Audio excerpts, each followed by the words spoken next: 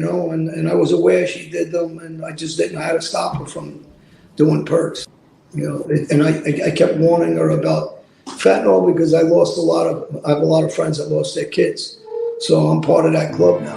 And I used to beg her, and tell her, please stop taking them. You don't know what's in them. In my daughter's case, is she didn't OD. For people that don't know the story, she was murdered by fentanyl. This is a picture of my daughter for the people that never seen her.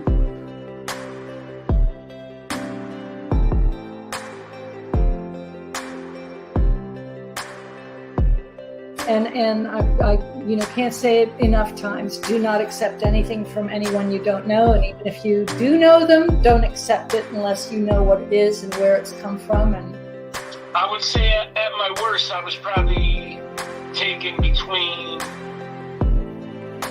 30, 35, sometimes maybe 40 a day. If anything, the way I look at it is like Sopranos saved me. When I would think like, man, what are you doing to yourself? It would be a lot easier for me to go like, stop doing this. Look at what your life could be, instead of what a lot of my friends were dealing with. And, I think it's 5 of my friends who I brought to the premieres of The Sopranos are dead now. I had my own battle with addiction as well. The Vicodin and Percocet, that was the thing. Never, I didn't do heroin, or it wasn't coke or anything else. It was Vicodin and Percocet. By 2005, I was a full-blown heroin addict and a crack cocaine addict. And even people with the worst kind of mental illness have a chance if they have the capacity to be honest with themselves. The reality is we've been lying to ourselves with every drink we put in our mouth, or every puff we take, or every pill that we pop, or whatever we're doing. And then we wonder why people get pissed off at us, but we don't see that it's what we're doing. It's not my mother, my father, my brother, my uncle, my sister. No, it's me too. The consequences are too severe for me. The damage I've done to my health, it's a fucking miracle. Nothing short of a miracle that I am still alive. So, if I can do it, any of you can do it. When people suffer from alcoholism or drug addiction, there must come a moment when your life totally crashes. For me, that moment came when the pain was too great and the consequences were too profound. Only then did I decide to change. Recovery and sobriety is all about change, and for me, it started when I woke up in a grimy hotel room. Hey guys, what happened to my intro there? I took my earbud out and put it away, and the whole screen went white. Did my intro freeze or something? God damn it, it just got to Don Berlin's beautiful words. And then it got all screwed up, I think. What happened, guys? It looked all white to me. That's all I saw. Al Anastasia. Wow, bro. It's good to see you, man. Yo, FBS in chat. Just checking. I'm completely free as a bird in 7 days' time. No more home leave. Back to normal. Oh, that's awesome, bro. That's good to hear, man. I'm glad to see you as always. Farris 28, War, Miss Can't Be Wrong, Tom Sheehy, Sabrina Merrick. Thank you for the $2, Sabrina. Thank you very much. It's good to see you guys. We only got 12 people. I don't know what today is going to be like on the Addiction Recovery Show because of what's going on and all that. You know what I'm saying? I don't know. There's a lot of controversy today, but I guess it made for a good first show. My FBS in the Morning show was pretty good. I'll tell you what, I know this is an addiction recovery show, but I have to say again, that was really amazing what happened there at the end. I don't know if you guys, I think a lot of you know the history of the Bath Avenue crew. For Jimmy to say kind words about Marianne, and I've been speaking to Marianne, so the things she said to me about Jimmy, kind, nice things, it's just, it's just amazing to see. So anyway, oh, Miss Can't Be Wrong. It was crazy. We basically separated ourselves from Nick. permanently. You know, he had people on his show this morning talking about my wife and Chicago's wife and SoFlo's wife. It's a bad thing. So it was an exciting show. Miss Can't Be Wrong. You might want to catch it. Jimmy is a good man. Turned his life around. Yes, he did. And he is. I'll put the banner across the screen, says Miss Can't Be Wrong. I will do that right now. Thank you for putting me in my place as usual. Let's see this one right here. All right, guys, let's get started. Only 13. Well, I don't even know. Is that for? I think that's for both channels. Yeah, so 13 total, I guess. We'll see what happens. We'll probably get up to 30, 40 like we did last time.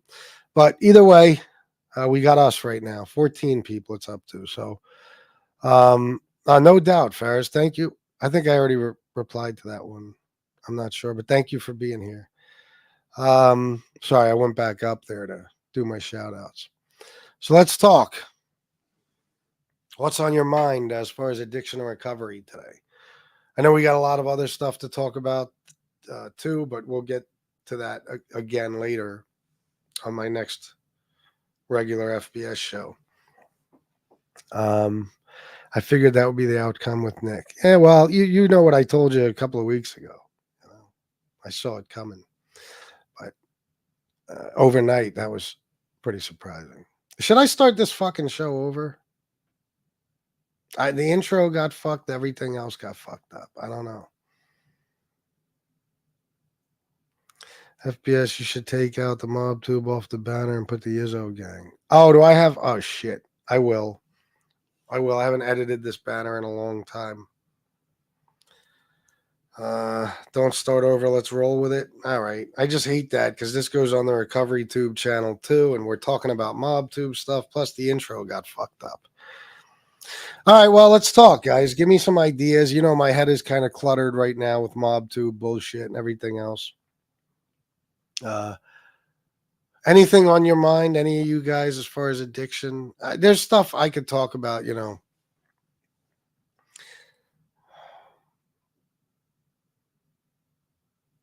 I'll tell you this, you know. The industry. Okay, this is on my mind lately. The industry, the drug and alcohol treatment industry is fucked up. Okay, it really is. There's a lot of scamming and embezzling and all types of crazy shit that happens within that industry, you know. I don't know if you guys ever saw, what was that show? Was it a show or a movie? I think it was a documentary, whatever, about they would basically pay people to go to rehab just so they could charge the insurance, and they would get people to relapse and everything else just so they could be in rehab, so that, you know, the owners could claim, you know, they could get the insurance money for each patient / client, whatever you want to call it, and they make millions all over the country, and I'm sure that goes on every day, you know. But the whole industry itself is fucked up. There's some shady shit that goes on behind the scenes. I'm not going to get into exactly what I'm talking about now. You know, I'll elaborate another time in the future, but you know, sometimes you see shit firsthand, and it's really wild, you know, through other people, whatever, you know, things that have gone on with people, you know, stuff like that. But it's fucked up. It really is. It pisses me off. You know, there's a way to scam people in this world, no matter what you're doing, I guess, no matter what the industry is, no matter what the business is, the company, the corporation. Quite often, the people in charge will figure out a way to con their partners, you know, their investors. And in this industry, the drug and alcohol treatment industry, the patients, the insurance companies, everything. You know, like I said, if you watch that documentary, it would make you want to fucking throw up, because that's what they were doing. They were basically, you know, they were paying people to go to rehab to say they had a drug problem. You know, now that's fucked up for a lot of ways. First of all, you're taking up a bed, you know, for somebody who really does have an issue and could use that, you know, that treatment. I believe, I don't remember correctly, but I believe they were encouraging people to relapse just to keep them in the rehab so they can keep getting that insurance money. They showed a couple of these places where people are just sitting right there at the kitchen table in the rehab, shooting up and smoking crack. And the facility was fine with it, because they were profiting off of your illness, off their client's illness. They were making a fucking fortune, and they were paying people thousands of dollars. They'd go to somebody and say, hey, come to rehab and get some friends. We'll pay them too. You're giving people thousands of dollars to come to rehab and just spend time there so they could charge the insurance companies and make a huge profit. It's really sick. There's a lot of weird shit that goes on. A lot of shit. A lot of business owners, or whatever you want to call it, these CEOs and CFOs and stuff of these companies that own these huge treatment facilities and sometimes a chain of them, they do a lot of shady shit. And quite honestly, a lot of the time they're also taking advantage of the situation just for profit. They're taking advantage of people's weaknesses and illnesses and struggles, to grease their own palms. And a lot of embezzling goes on, a lot of crazy shit, and it fucks things up. It really does. A lot of people, I think it probably costs lives in some cases. A facility closes or something, shuts down, clients have to be released. Who knows what they're going back to, and a lot of this is done because of greedy business people and stuff. So, it's interesting to research some of it. It really is, to see all the crooked shit that takes place, and the way that people like us who have struggled with addiction or currently struggling with addiction are taken advantage of for profit. It's a shame. That's why I consider myself so lucky that I wound up where I did, because they actually cared. Even, I mean, a lot of these fucking places now are run by the Church of Scientology. You know what I mean? They own fucking rehabs all over the fucking country. And one of the reasons for them is it's a recruitment tool for the Church of Scientology. They get you in there. They brainwash you, kind of like AA does. AA will get you in there. It's a recruitment tool for the church. It is. It always has been. They'll get you in there and they'll convince you that without God, you can't be clean and sober. So they get you in the churches and adding to that collection plate every fucking week and all that stuff. It's all, a lot of it is just a big scam. And the Church of Scientology has jumped right on that. They own so many rehabs around the country. And that's their only reason for it, is because when you're trying to recruit, what better situation to find vulnerable people, that need help and are desperate for it, and they'll listen to you because you're supposed to be the one helping them. So if you're telling them, oh, you got to go here, you got to believe in this, you got to do that, you got to pay this, you got to donate to that, a lot of the time they'll do it. A lot of the times they'll do it. That's why I don't, and I don't knock anybody who goes to AA. I don't. I know it helps a lot of people. If it helps you, good. But that's one of the reasons I never took part in it, is because I see that it convinces people that you need God, and then sometimes they'll say, oh, it's just a higher power. It doesn't have to be God. It always comes back to God. Just saying higher power, you're putting an idea in somebody's head, and that idea is God. That's the way I see it. Could I be wrong? I guess. But from my experience and from what I've seen others go through, no. So it really is a fucking shame the way people take advantage of the disease of addiction to line their own pockets. There's so many different ways they do it, and there's so many different groups and individuals trying to do it. I'll tell you guys a story someday, not now. That the story that basically led me to even talk about this today, another time.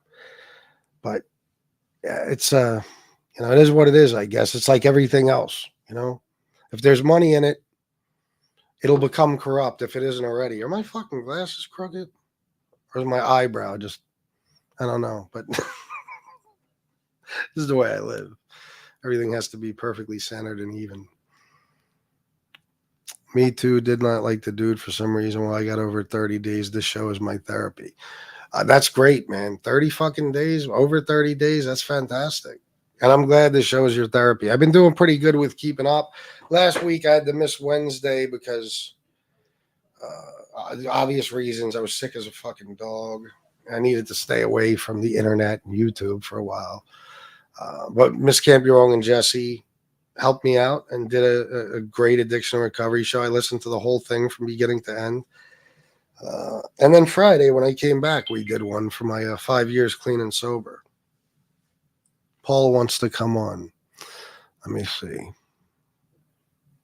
Oh, all right. Yeah, bro. Absolutely. Anybody else, too? You want to join? Grab the link.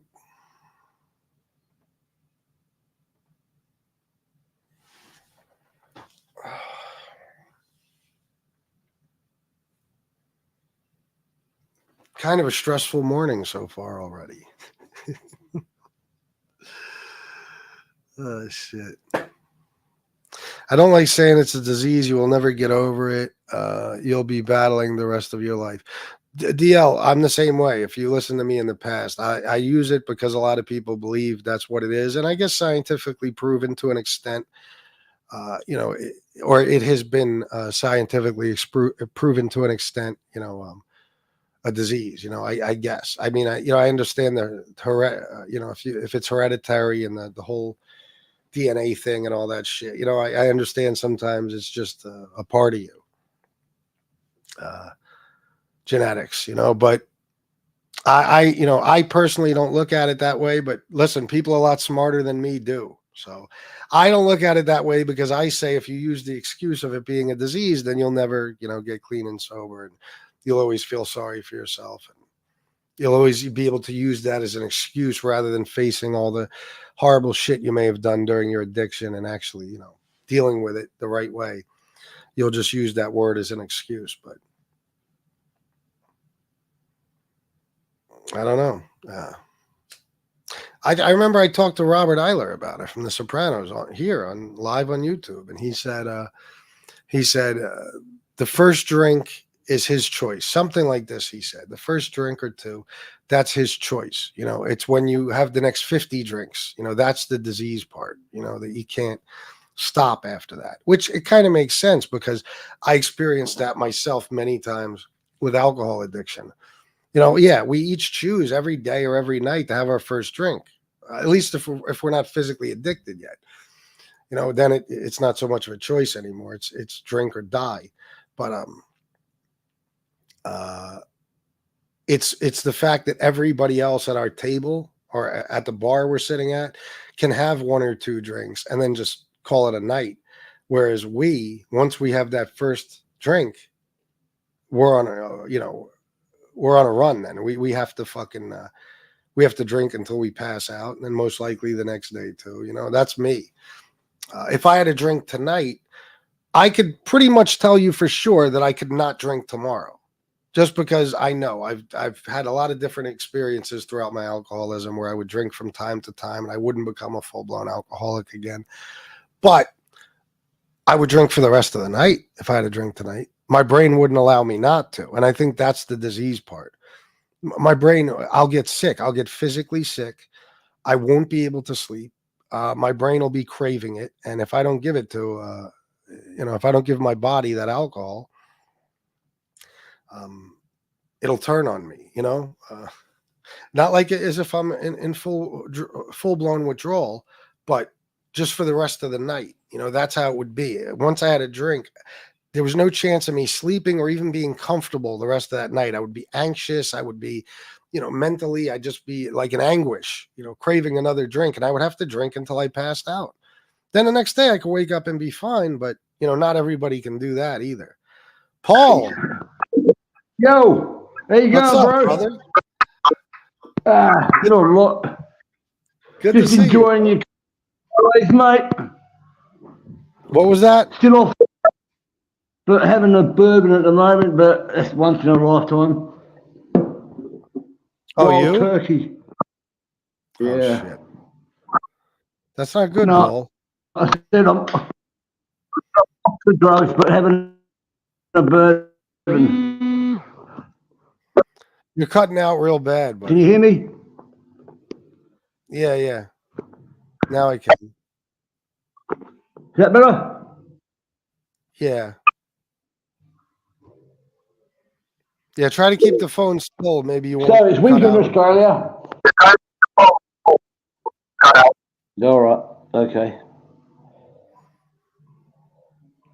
You all right? So yeah, it's winter here. So we're getting it's winter over here. Yeah. You know, cold winter. Yeah, yeah. Can you- Listen, Paul. Listen, I love you, bro. You know that. You're my brother. You're under the influence right now, I think, bro. I don't think it's a good idea to have you on right now.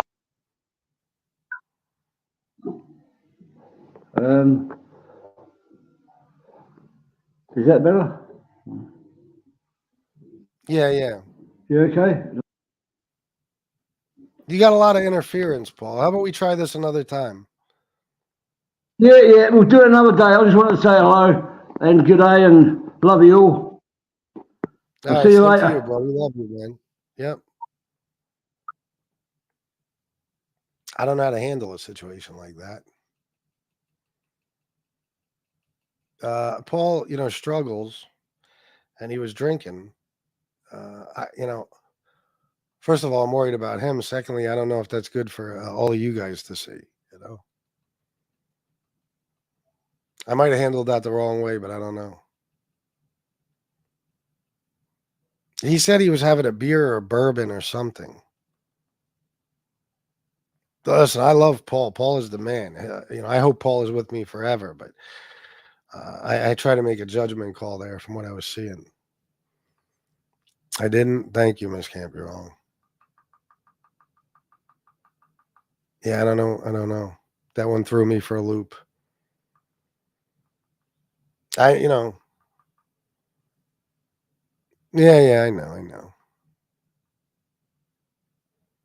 I feel bad for some reason. I worry about Paul because he struggles and he's made it clear he uses from time to time, but yeah, that's what I mean, Ferris. I look at it like a meeting, even though I don't believe in AA meetings. They're not going to allow you to be there if you smell like alcohol, if you're under the influence, because it's not good for the other people there. Yeah, but you know what, though? I don't think he's in his right mind right now, Miss Can't Be Wrong, so I'm not going to hold it against him, Yes, he is. He is. Paul, whatever you're up to right now, bro, I listen, I wish you the best, and I hope that if you I don't know. I don't know what to say. I hope if you're struggling that things get better. But what do I know? I mean, maybe Paul can just do this. Look, I was just saying that I know I could drink today and not tomorrow. And trust me, that's a crazy thing to say. That is not a good thing to say. And yes, we do love you, Paul. It's not a good thing to say on an addiction recovery show. I'm just being honest about myself. There was times where I was a full-blown alcoholic. When I say full blown, I mean not that I like to drink a case of beer every day. I mean drinking a half a gallon of vodka a day and suffering withdrawal that literally gave me a grand mal seizure and put me in cardiac intensive care for 7 fucking days. You know what I mean? I would, have these times where I would be severely addicted. They would last until I got medically detoxed, and then after I cleaned up, at some point or another, I would, a lot of the time, I would decide, okay, it's time to drink again, but I'm going to do it.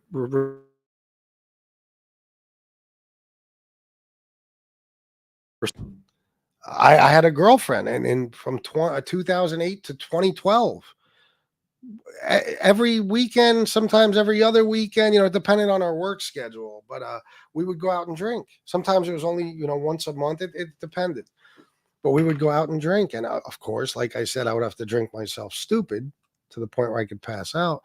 But then I'd go back to work and the next day and it was like nothing, but not everybody can do that because see, one of the reasons I was able to is because I told you, and this is one of the reasons I kind of have guilt about my situation, is because many of you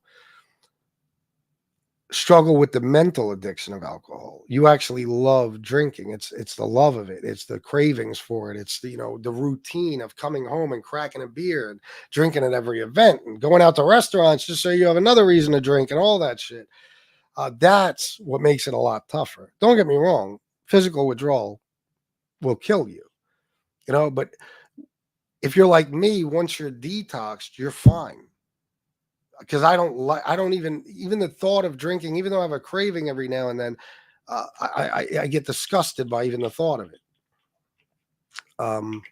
But there's people who loved drinking. I never loved. For me, drinking was a way of self medicating, and it was a way for me to be able to do as much cocaine as possible. And it was also a way for me to get away from terrible things that were going on in my life.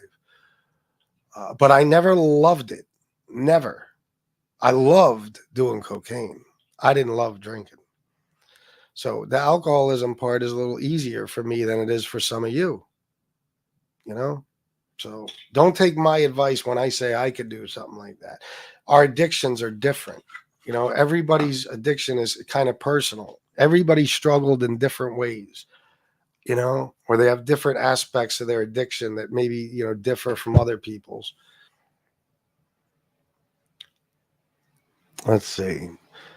It was Wild Turkey Bourbon bought for me yesterday for my brother's anniversary, 10 years RIP. Oh, shit.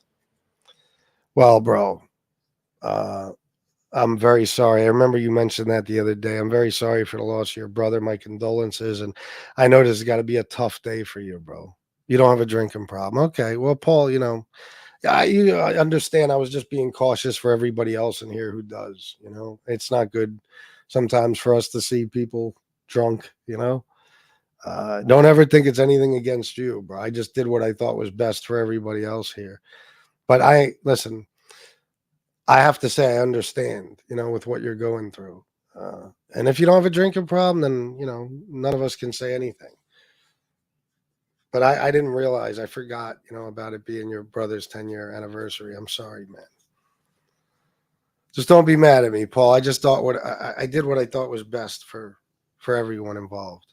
War wants to come on? Absolutely, brother.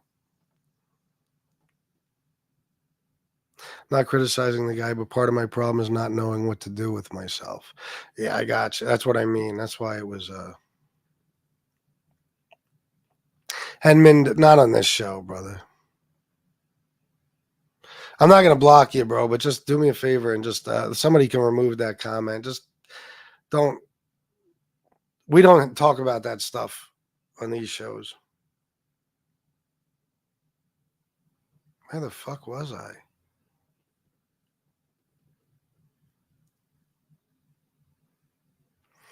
Oh, I trust me, DL. I, for the most part, don't either. Thank you, Miss Campy. I believe in taking responsibility for everything we do in our lives, and our addictions are, at least to begin with. I won't say the addiction was a choice.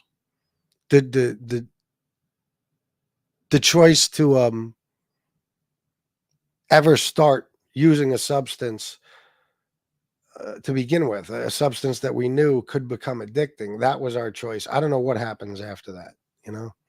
Here's War, my brother, looking good. Look at you. Good to see you. Miss Can't Be Wrong's here too. Let me bring her on also. Hey, Miss Can't Be Wrong. Hey, FBS. Hey, War, how you doing, my sweetheart? All right, sweetie, how are you? Guys, bear with me a second. I'm gonna put my earbud in. I just got to go run and get a pack of cigarettes from the kitchen. I'll be. Oh, go for it. Go for it. All right. You guys can go ahead in the meantime. Okay.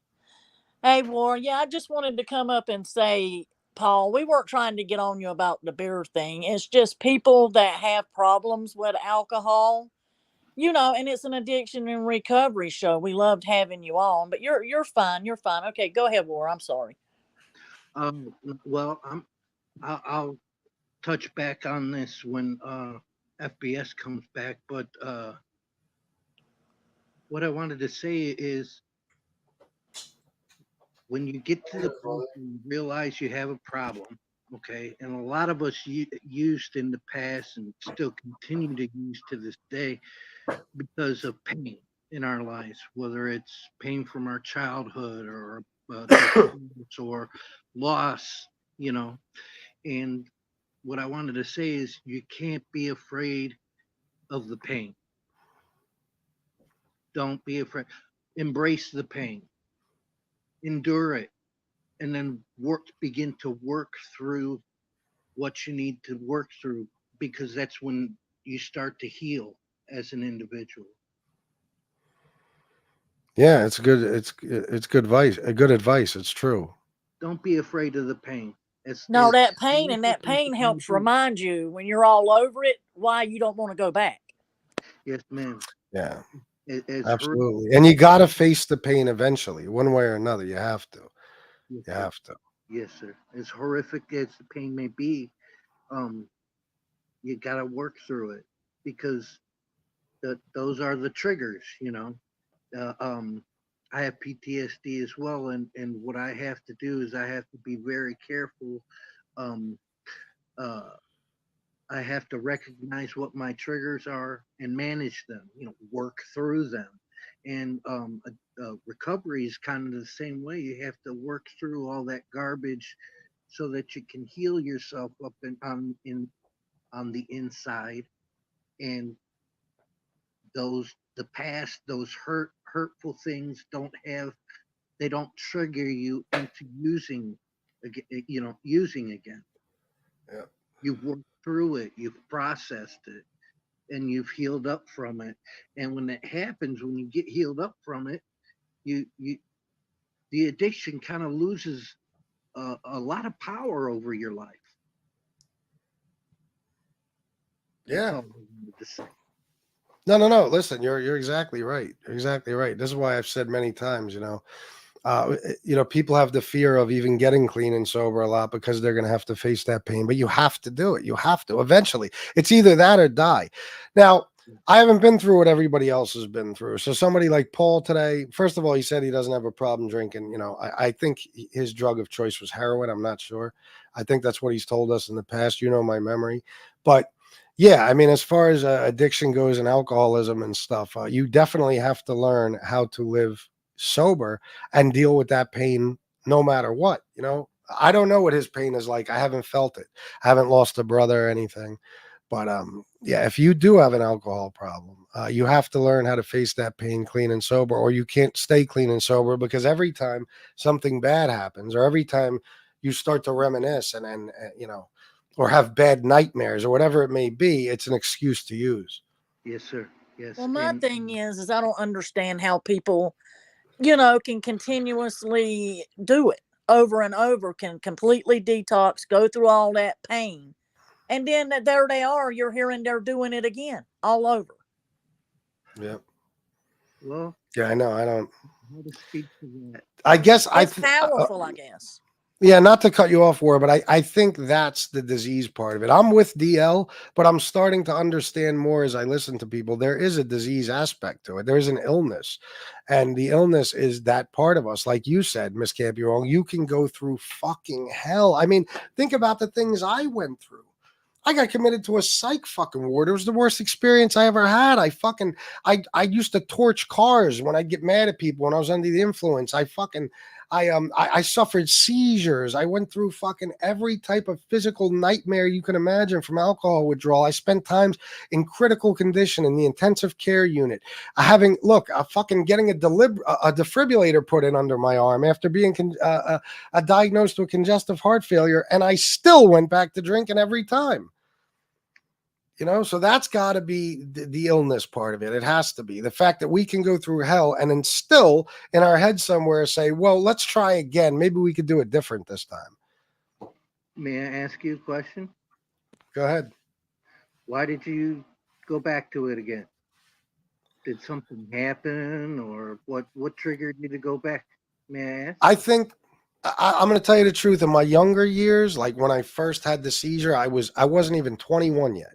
You know, once I became 21, it was like everybody's living this life in bars and nightclubs, and I got to stay away from it. So I said to myself, no, you know, I'm not going to live that way. I can control it. I learned later I couldn't. Other times in my life, as I got older and stuff, it was out of misery. It was out of depression, loneliness. Everything was an excuse for me to use. Gotcha. Yep. Um, Everything. and when you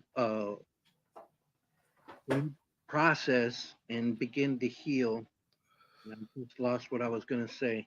I hate getting older, you know, when that happens. Oh, no, it's all right, bro. Look, it happens to me like 12 times a day, bro. You know, um, no, when you have to build up your endurance. You know what I mean? Yes. That's why it's so important to heal yourself up as much as you can on the inside, because um, uh, you won't be swayed Oh, by that temptation again once you gained some endurance, some strength in the area of your life. You know what I mean? yeah. Or Yeah, you have to. I mean, that's been my experience. Absolutely. You have to. You got no choice. You know, that's the only way. I came to a lot of these conclusions in rehab. I began to understand once I had a clear head long enough that, you know, I'm either going to constantly use this as a crutch and a way to get through hard times and then bad memories and everything else, or I'm going to fucking, you know, I'm going to, like you said, build an endurance and start to become the type of person that no matter how bad the situation is, I know I have to face it clean and sober or I'm going to die. That's it. It's kind of like walking away from street life. You know what I mean? I used to love the money, Oh, the camaraderie of my brothers. You know what I'm saying? And if there's something that I miss the camaraderie the most. Okay? yeah. Um, and the money wasn't too bad either. But sorry. No, I hear you, bro.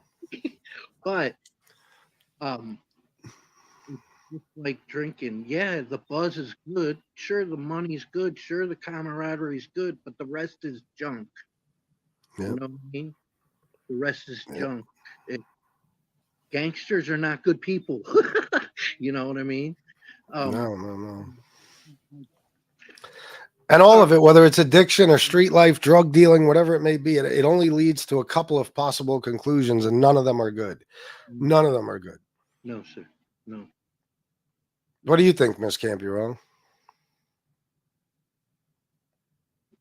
Sorry for I don't. making that correlation, but that's kind of what hit me when I was a younger man and getting myself straightened out. Sorry, guys. I heard a horn going off outside over and over. Oh, no problem. I was like, what in the hell was going on? Sorry. No, it's Yeah, all good. like I say, people's brains, it's just amazing what your brain, you can get yourself to, and that the drugs, one thing can happen, something bad can happen, Yes, and ma'am. boom, you're off to the races again. Yep, without a doubt, it doesn't take much. No. That's why it's so important to get yourself healed up as much as you can. For when that temptation comes, you can say, as much as I'd like to, no thanks. Right, and I was saying a while ago, sometimes, we lie to ourselves, like the addict might lie to their families or whatever, but they lie to themselves too, Yes, ma'am. Like tomorrow, it's always tomorrow, but sadly sometimes tomorrow don't come. Yeah, oh yeah. That's right. We're not promised tomorrow. You don't know where you're going to be tomorrow. Right, and then a lot of people go, and my brother had this happen. He was in rehab with a guy and went through the sober living process with the guy and everything, and he was an older gentleman in his 50s, and it was like kind of his last run, or his family was going to be done with him. Mm-hmm. And he was doing real good. They had got out, he had moved back with his family and relapsed and OD'd within like 2 weeks and was gone. It's a shame. Yeah, yep. Just trying to do as much as he was doing before. People get it like that too, Oh yeah. I knew a kid named Scott. This kid used to take Oxy. He loved it. Mm-hmm. And he had a high tolerance. And he went to jail for maybe like 9 months. And when he got out, he thought he still had that tolerance. And he was dead the next day. The day after he got out. Yeah, and another thing that people are bad for doing with, stuff like that with heroin and fentanyl and stuff like that, they're mixing benzos with it, and the Yeah. benzos slow your breathing down so much, and your body forgets to breathe, and Oh my that's how you overdose. Yeah, Yeah. that's yeah. I wonder how I'm still alive from nights like that where I would take fucking bags full of Ativan, Klonopin, Xanax, Valium just to calm my heart so I could keep doing fucking coke. And then I would drink on top of it. I mean, I Mm. don't even know how I didn't stop breathing in my sleep at some point. Yeah, yeah, especially with the heroin, because the heroin Oh slows you down, yeah. and then the benzos slow you down, and your body's like just gets so relaxed that forgets to breathe, and that's ugh. There was a kid, this big fat kid. They called him Bubba. Actually, he's a funny dude. We used to hang out with him way back in the day. He used to go to a methadone clinic every morning, 9 a.m. And he would get his methadone. And one night he decided to take, I forget how much exactly in milligrams, but he took several of his Xanax from his mother. The night before, he went to the methadone clinic one day, and that was it. He died. He died a couple of hours after he left the methadone clinic. That's Oh sad. yeah, yeah. That's- It's Oh, D sad. Gain, yeah, D Gainey said he lost his best friend 6 years ago to addiction. Oh, I'm sorry to hear that, brother. And see, that's the guilt. He said he will always feel like he could have done more, and that's how we do feel when that something like that happens. Like, why didn't we see it coming or whatever? You couldn't have, though. No, You couldn't have, bro. It's not. You never blame yourself. That's just the way it goes. And I'm sure you did do things to try to help him, but like you said, you tried everything you could. So you can't help somebody who doesn't want help. I used to have this guy named Robert Dula. This was a great guy. He was a recovering addict. He used to call himself. He said, "I wasn't an alcoholic. I was a wino. I lived under a bridge and I drank wine for 20 something fucking years." That's what he did. And he got clean and sober. And he would always, when me and my daughter's mom were breaking up and I was really going through it and I was trying to kill myself with alcohol and cocaine, every now and then I would get that little sober moment where I would decide, okay, I might need help. And Robert would quite often, he would offer it to me, but it got to the point where every time he would offer it to me, I would make him a promise, and then I would, yeah, I'll meet you at the meeting tonight, and I wouldn't show up. And it got to the point where I would start going to him for help, and he would say, "Chris, you're not ready yet. I love you, but I can tell you're not ready. You're not serious about it yet. When you're serious about it, come to me and I'll do everything I can for you." But he knew it was like, it was just another one of those breaks where I was just sober long enough to say, okay, I need help. But then within minutes I was drinking again and I forgot all about that. So you got to be ready. You got to be ready or nobody can help you no matter what. That's true. That's true.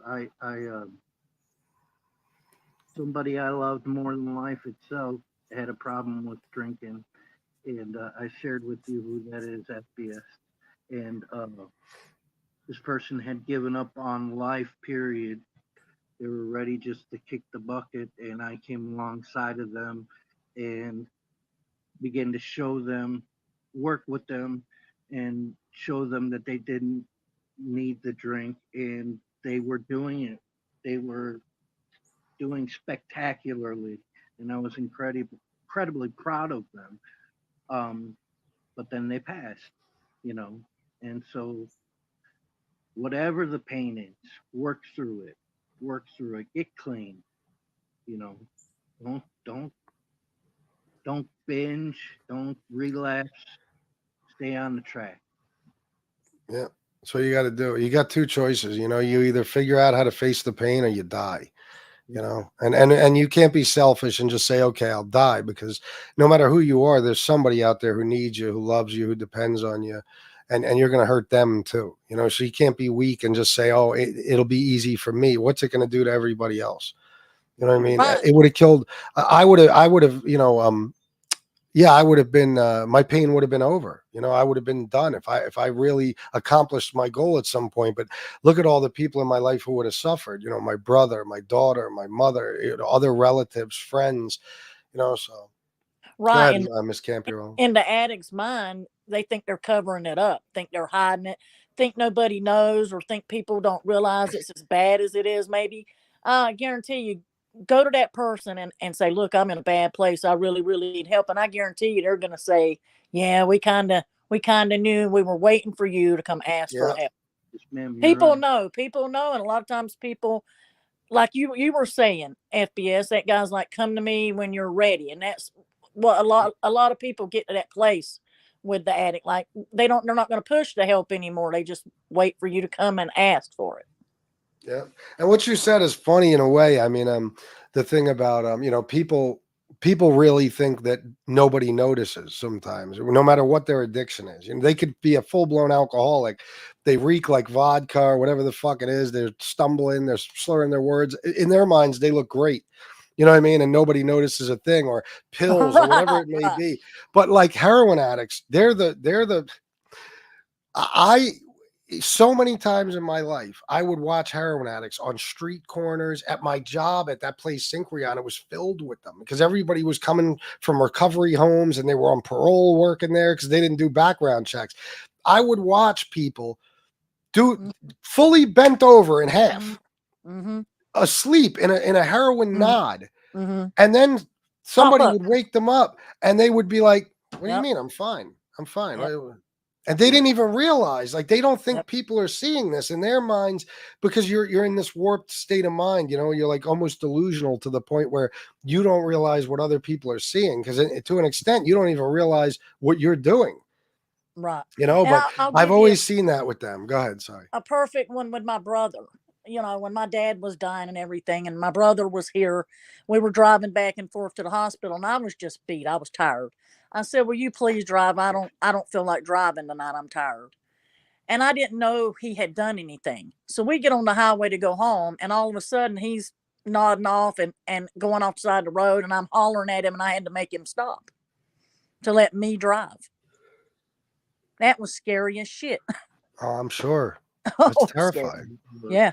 Meanwhile, I did, every time I got a DUI, I had to go to like DUI class. That's what they have. They have these classes and they show you all types of stuff. They'll show you mothers against drunk driving. They'll show a mother in a courtroom who just lost her child in a fucking accident because they were hit by a drunk driver, and you'll have to sit there and watch them scream and cry as the person's getting sentenced. Crazy stuff like that. I mean, but they'll show you stuff like they'll do tests, like state troopers. They do these and they make videos, and they're used in DUI classes where they'll take somebody and they'll make an obstacle course. That's not real complicated. It's just like what regular driving would be on the streets, and they'll give them a drink and then they'll videotape them driving, and you could see it.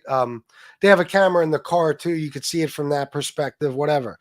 And they would have them drive around the obstacle course, and they would stop them and ask them, how do you feel? Do you feel like you're impaired at all? How's your vision? Blah, blah, blah.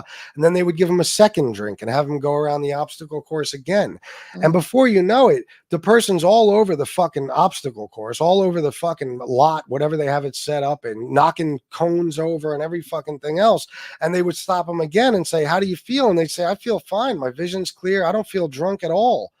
Because you don't, in your mind, you're fine. You don't even realize all the destruction you're causing. So that's the scary fucking thing. You just don't see yourself for who you are, or what you're doing at the time. You don't even recognize it. Wow. Oh, Ferris just said something too. You become a master manipulator. Oh, yes. My brother had it down. Yeah, you do. You do. Yeah. Absolutely. You do. There's no question about it. You have to. It's the only way you could sustain your addiction and still keep people in your life. You know what I mean? Or in some cases, if you're a real bad dope addict, something like that, and you need to figure out ways to get money and get things, you got to manipulate people to give you stuff and continue to enable you and everything else. There was a comment I wanted to bring up here. DL said, we pushed my brother into rehab when he wasn't ready 16 years ago. He got out, overdosed, and died. If someone is not ready, let him bottom. Yeah, bro. I'm sorry to hear that too, bro. My condolences. Yeah, it's true, man. You have to. You have to. People, until they reach that rock bottom, they're not going to be ready. You have to hit. You got to, your life has to get to such a low point that you say, okay, that now it's too much. Even for me, I'd rather fucking clean up than continue to live this way, no matter how terrifying getting clean actually is. That's it. It's sad that we can't get a hold of people sooner, make Yeah. them realize, hey, you're screwing everything up here, Yeah, and we see it. We see it, and we get so frustrated at the addict or alcoholic or whatever for not seeing it through our eyes. It's frustrating. Yes, Yeah. ma'am. Yes, ma'am. Oh, well, that's, I used to see it with my family and stuff. It's like, they didn't understand what I was going through, so for them, it was driving them insane because it's like, even when I tell them I need a drink, to them, no, I just only want one. You know what I mean? And it's like, and I'm causing chaos and destruction, and they're seeing it and they're suffering from it, but I don't acknowledge it or even recognize that it's happening. So yeah, it drives people in your life crazy too. Absolutely. Yeah. I'm going to drop down and chat, big brother. All right, War. Thanks for coming on, bro. Love you. Love you too, man. Yeah, I think I'm going to drop down. We're getting to the 50-minute mark. Thanks for letting me come up. And it was All right. good talking to War. It was good talking to everybody. And I'm glad everybody showed up. And if any of you guys need any help, I'm telling you, FBS is really good with helping people. I've watched it happen. I've watched him help people. So let him know. Absolutely. Anything I can do. Yeah, I'm going to jump down, sweetie. I'll be in chat. All right. Thank you, Miss Campion. You're welcome. Let's see. I want to read. I'm going to go back through some comments because there was some I caught that I want to read. For me, when I'm clean, it's like a voice in my head that's always telling me to do this, even though I know it's just not the right choice. I'll dream about using when I'm not. Sadly, it's just there. Yeah, I'm sure, bro.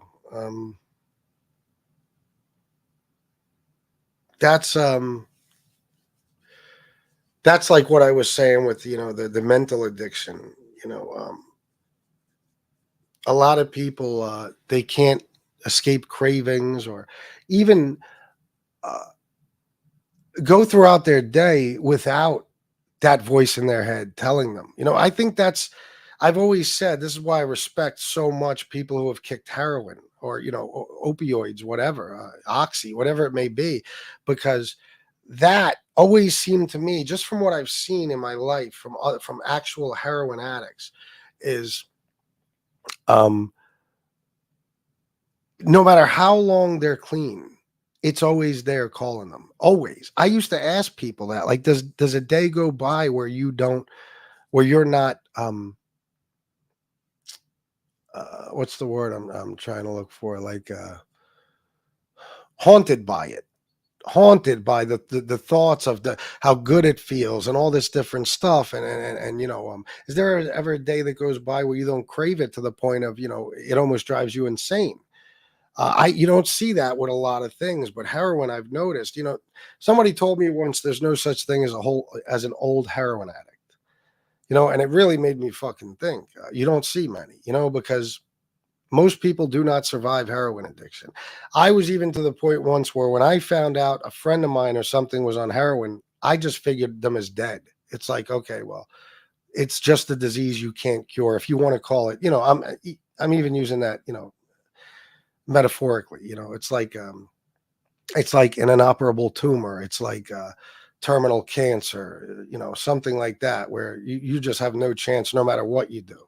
But I've seen people that have proven me wrong, especially since I started doing this. There are people out there that kick heroin.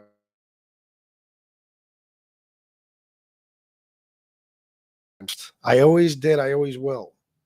Because whatever that drug feels like when you do it, and I've had people describe it to me. I've had it described as, like a warm blanket being pulled over your body, all different ways.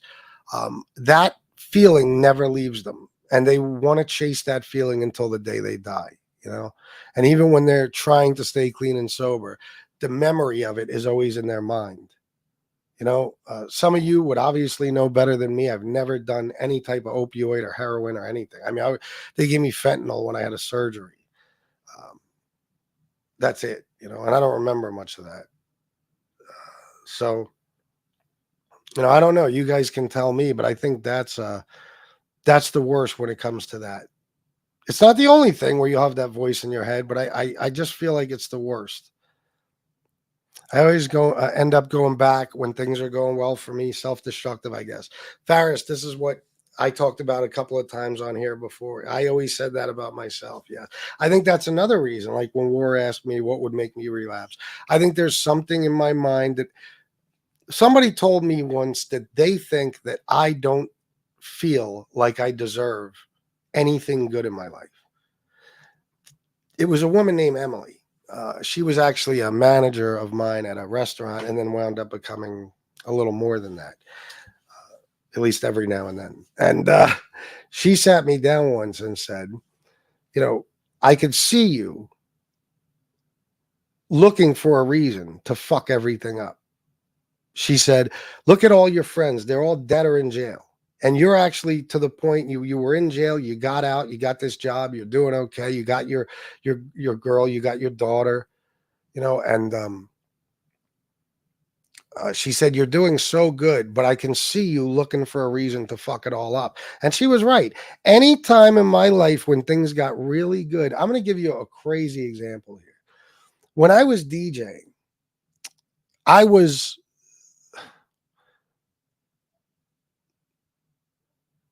people make fun of me for saying it because they want to see me in their own light, but their own image of me. But I was a legend in my city, and I was the biggest DJ. Every fucking club in Harrisburg and New York wanted me. I was really good at what I did. Clubs got rid of DJs that had been with them for years to have me there.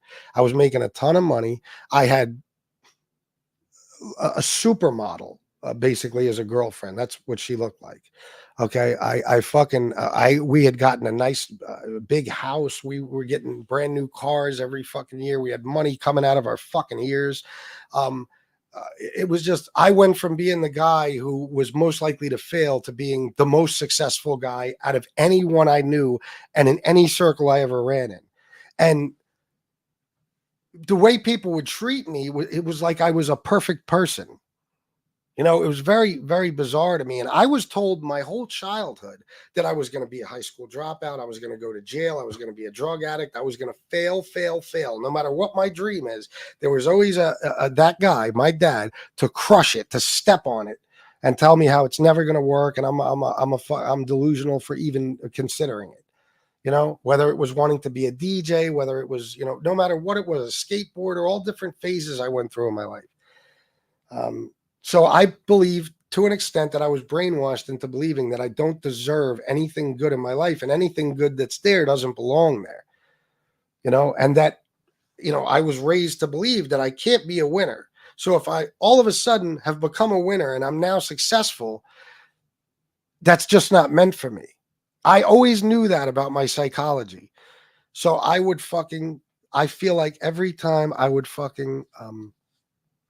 relapse, it was almost a deliberate decision to destroy everything good that had come into my life.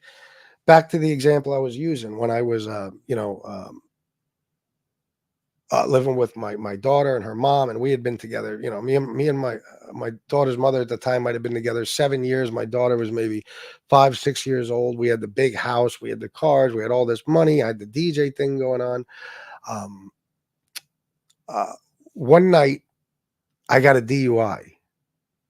Okay. Now I had probably driven drunk 4,000 times and never gotten one. Okay. I got my first DUI. I wake up the next day and I'm telling you that I felt a sense of relief like I had never felt before. This is true. And it was because I feel like this perfect person image I had because of, the lifestyle I was living and everything I had going on needed to be ruined. Because I didn't want people to think of me that way. And I just ruined it with this DUI. It proves that I'm still the same fuck up I was always meant to be. I was actually relieved by that. It was, and I even knew that was wrong. But that's how I felt.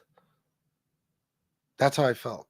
So I think there's some mechanism inside of us, that I don't know.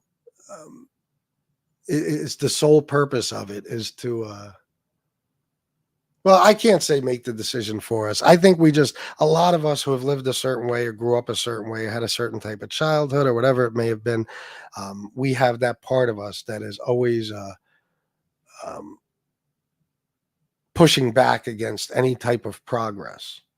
And as soon as we see things getting too good, it's like, okay, there's no way I can have it this good. I'm too lucky. Life is perfect. You know what I mean? There's got to be. I have to figure out a way to ruin all of this. And that's what I would do. That's what I would do every fucking time. This is the first time in my life I haven't done it. And I refuse to now, because I've been through it so many times and things are so good that it would be nothing short of a fucking tragedy for me to ruin it, not just for myself, but for everybody else. So that's one of the things that helps me stay clean and sober. I guess the thing that used to make it so that I would constantly relapse has now made it so that I would stay clean and sober, is that I finally snapped out of that mentality that I don't deserve anything good in my life, and whatever good comes along, I must ruin. I don't know.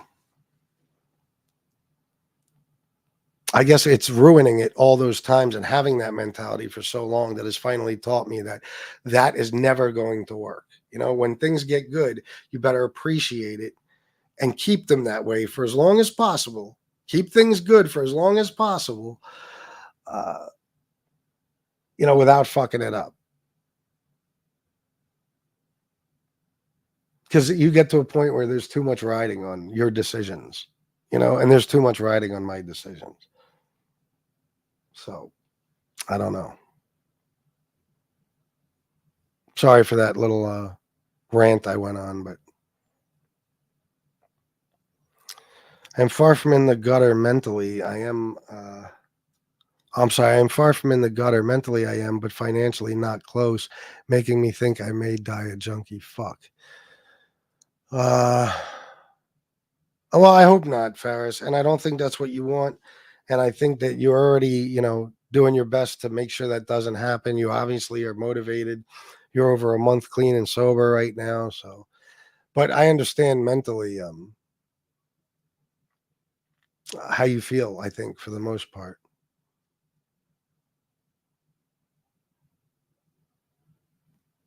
Oh, yeah, Tom Sheehy. No, that's just it. That's just it. With the dope, no matter what it is, but especially with that dope, you are never getting that first high ever again. And they chase it and chase it. I did it with Coke. I got to a point where my nose was so fucked up that I didn't get the drain anymore. Oddly enough, I don't know where the Coke was going, but I just didn't get a drain anymore. This lasted years. Meanwhile, I love that drain. I love that feeling of, snorting a line or two and getting that fucking numbness in my mouth and that fucking drain. I love the taste of it. I love the smell of the Coke, everything.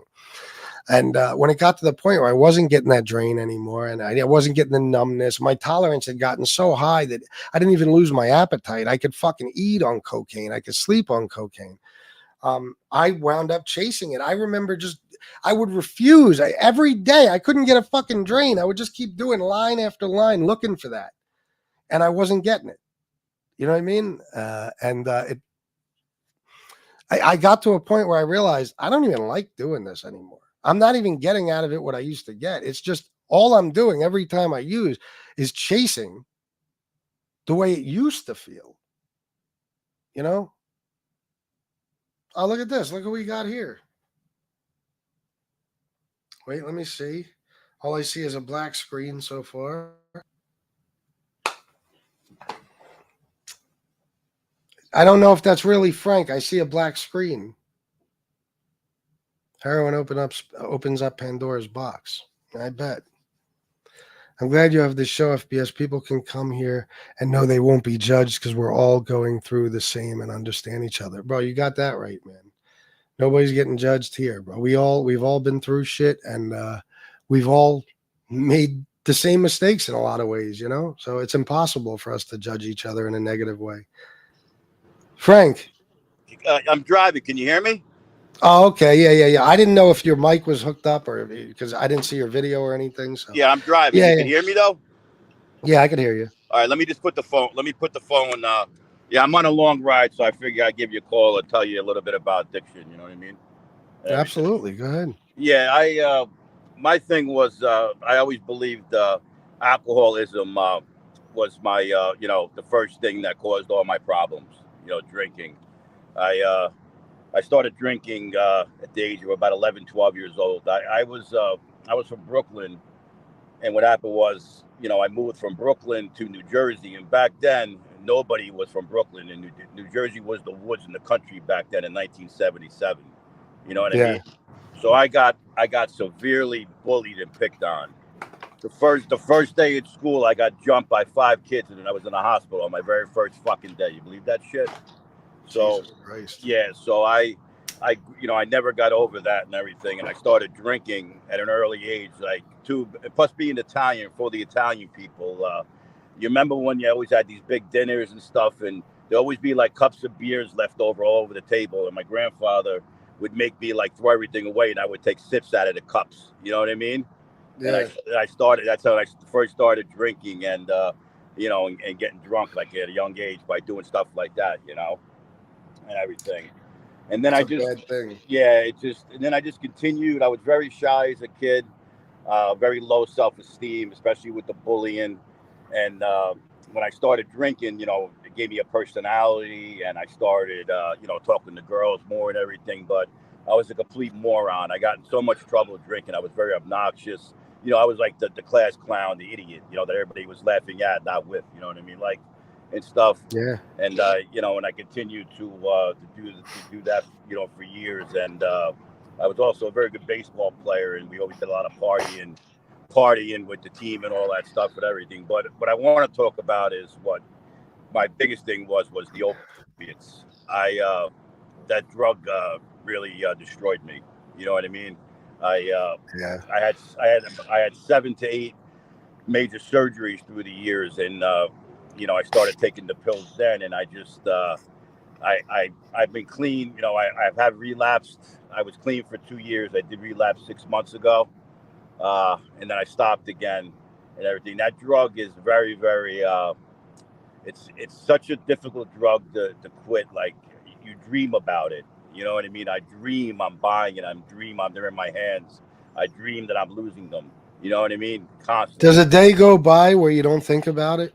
Not a day goes by where I do not think about. I try to tell people, if you said, here's a suitcase full of $1 million on the left side, and here's 5,000 30 milligram oxycontins, I'm taking the 30 milligram oxycontins over the $1 million. Wow. And I'm not shitting you. I would take that, and I wouldn't even think about it. Okay, and it's a very, and I suffered the, I want to thank you for your shows, because it's not to make a joke out of it though, but I'm a single father of a 13-year-old. He lost his Yeah. mother to a drug addiction, but I was very, very suicidal the last like five, around the holidays. Yeah. Very, very, very, where I actually called the suicide hotline one night. I was too embarrassed to call you, because when you get like that, I don't even know what to say. But what kept me alive, my son, of course, but I wouldn't want to destroy your show, Chris, knowing that somebody in your chat committed suicide. You know what I mean? I'm thinking about, how could I do that to FPS in that chat? You know what I mean? Like, yeah, I don't, that, it just, I wouldn't, I'm like thinking about that, where like Chris is going to find out, and they're going to make fun of him that, yeah, what a chat you got. Somebody killed himself in that chat. You know what I mean? Unfortunately, they would. But yeah, that no. they would make a joke out of it. And here I am, I got a beautiful son that should be my priority, which he is, of course. But I'm thinking about that. You know what I mean? And but in a way, at least I had you to think about. You know what I mean? Yeah, no, I understand. When I said when I was in outpatient rehab, that's how I was. I'd be so afraid of letting down that group, Yes, that yes. I wouldn't allow myself to relapse or anything. Yeah. It's just when you're like, depression's my big thing. Thank God I'm finally on the right medication now, and they got the medication corrected. Thank God. I feel I'm back in the gym again, because I did lose. Part of my depression was like, I love looking good and working out and being fit, and I got so skinny, I wasn't showering, I wasn't taking care of myself. My beard grew. I look like a homeless guy. You know what I mean? And I, so I'm back in the gym again. I put back 25 pounds of muscle, and I feel really good now. You know what I mean? Like, but I do that depression. If anybody's suffering with depression, it's just a nightmare. It's just something that you can't explain. You feel complete darkness, and I'm sure a lot of it has to do with the opiate addiction that I had for 15, 16 years, because you feel so great on that, and then when you don't have that anymore, you're never going to feel as good as that. I don't care how clean and sober you are, but you just have to, that's a big point. Even the doctor said you did a lot of damage to your brain, to your dopamine. You know what I mean, like, and stuff. Yeah. So it's a battle every day. I try to stay positive. Your shows help and everything. When you were gone for the week, that was a very strange week. I don't watch TV or nothing. I'm like, yeah. Actually, MobTube was fucking dead. Nobody was on. I was like, Really? nobody was on. And everything. And I don't watch all the other shows anymore because I only, I'm only subscribed to you and to do in Mob Talk Radio, because I don't subscribe to anybody anymore because they all fucking play games and switch around and they're all fucked up. You know what I mean? Like, Yeah, I don't. They're not getting my fucking sub. You know what I mean? And everything. Well, listen, Frank, I'm so glad you're doing well, bro. Because I know in the beginning too, a lot of people don't know. Me and Frank have talked since the beginning of this whole thing. Yeah, I'm one of you, like, and first. I know you struggled. Yeah, I mean, it's hard to when to call up someone, like, talk to somebody when you're depressed, but it's like nothing matters when you're depressed. Like, nothing means anything. You just can't, and you can't explain it. You're just so depressed that everything is just complete darkness. So even having a conversation, whether someone's giving me good points and everything, I'm not feeling it. You know what I mean? So what is, you say that's when you're like, what if, like, how could you live like that? I kept telling the therapist, I'm like, I feel like I am dead. And what is the point of living if I can't live like this, but you got to fight and fight and fight. And, they got me on the right medication. You know what I mean? I hate taking all those medications, but I have no choice. You know what I mean? I have a chemical imbalance, I guess. I don't know, Yeah, well. It does work, though. It does work, though. Thank God, because that's another thing. I was on 15 different medications since last year. 15. You know what I mean? It's like you try them, and some of them make you feel worse. Oh yeah, I've been there. It's like a pain in the ass. And then I would stop and take nothing, and, like, if they're not working, let's see how I feel with nothing. And then it's even then it's just I was sleeping days away, bro. I would take my kid to school and sleep till I had to go pick him up. Just from depression. I would drop him off, go sit on my recliner, listen to you, and fall asleep. And wake up at 2:30 to go get him. What kind of life is that? And I'm thinking about you always saying, get up, move around, do something. You know what I mean? No, you got to. It's the only thing that keeps us alive, bro. Stay busy. If anybody's depressed, you lack energy. It's like you can't even fucking pick up your arm. Nope. It's a terrible feeling, man. You're not even in control of your own fucking mind. Yeah. And then I see, I feel sorry for people. And that, I have a really big heart. Like, there's a guy in my gym, he's got cerebral palsy. This guy is the best. I love the guy. Here he is, people complain they're depressed. Here's a guy with cerebral palsy and he's working out. You know what I mean? It's amazing, right? I love the fucking guy, man. He doesn't want nobody to help him. He's a real great guy. Those people are truly inspiring people. They're fucking, and he inspires the shit out of me.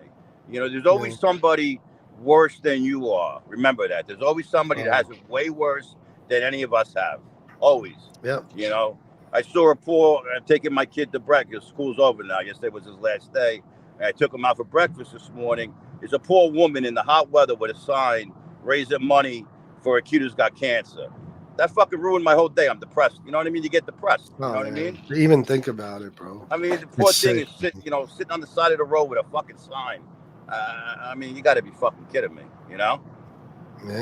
But you can't. That's how, I get like that. I always feel sorry for people, and sometimes I feel guilty, that I'm doing good, and I shouldn't feel that way. I should be grateful. You know what I mean? Oh yeah, you got to be, man. And listen, you're a kind dude. You're a generous guy. I mean, the things you do to support me, and even coming on here and sharing your story and stuff like that. You're a good person in general. I know you, Frank. So No, I I'm very appreciate proud it. to call you a friend. No, I appreciate it. I try, I do have a good heart. You know what I mean? Too bad I've given it to the wrong people because when you have, that's another problem I have. When you have addictions, you meet the wrong people. You meet the wrong women. You know what I mean? Like, I've Yeah, always gone out with women that were like, party girls and not, you know what I mean? And I end up knocking up one, but I have a beautiful son and everything, but, she couldn't, if I could tell anybody out there that's a parent and you're struggling with a drug problem, don't leave a little boy without a mother or a father. Get the help, man. You know what I mean? Like that is very heartbreaking. The poor kid. You know what I mean? Like, you know, it is. she ruined her whole life, man. She had a beautiful boy, and she just could not stay sober.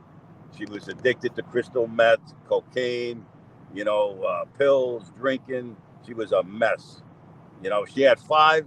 If she didn't die, she was facing 10 years in prison. She had five DUIs and two child endangerments. Jesus Christ. She got a DUI, Chris, picking my kid up from school 2 years ago, 3 years ago. Got arrested on the school property, drunk. How embarrassing. Is that embarrassing or what? That's You know? terrible, man. But all the teachers know me. They know what I go through, and they respect me, and they know I'm a good father. You know what I mean, like, and everything. So, but it's just if you're out there and you have a drinking problem and you're a parent, think about your kid, man. You know what I mean. You gotta do it for your kid. Absolutely. If I can get through Without a doubt. anybody, at least, but yeah, it's just hard. You got to fight. Do the best you can. Like I said, depression could come in. It could come in any time. You know what I mean? Like, you can feel good one day, the next day. I still get bouts of it here and there. You know what I mean? But not as bad. Yeah. You know what I mean? I get very boring at times. Like, but that comes with age too, where things don't excite you no more. You know what I mean? Like, you get older and things that used to excite you, they don't do it for you no more. But that's just age too. And everything. Yeah. But, Well, like I said, man, I'm glad you're doing well now, bro. yeah, I'm trying. You know what I mean? I can't get. I take it one day at a time. I take my medicine every day. I go to the gym every day. Now the summer, it's coming. My son, I got my channel where I film all his football games and his friends. I do that for his memories that he'll always have that when he gets old and look back on that. That'll be awesome. And everything. That's good. Yeah, he's a quarterback. He's a good young football player, man. He's small, but hopefully he'll go to college. Well, let's take it one day at a time. Let's get through 8th grade football. Yeah. Yeah, I already got him in the NFL already, making money and stuff. Hey, listen, you know what though? That's how you have to have him thinking, bro. Listen, Yeah. you could be like my dad and tear him down, or you could you'd be the way you are and build him up. You always want to build him up.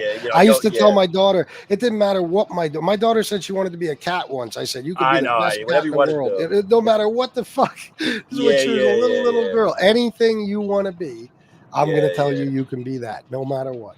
Yeah, no, you gotta. Yeah, like he tells me things he wants to be a. If he doesn't become a pro football player, he wants to be a cop and stuff, like whatever you want to do. You know what I mean, like and stuff.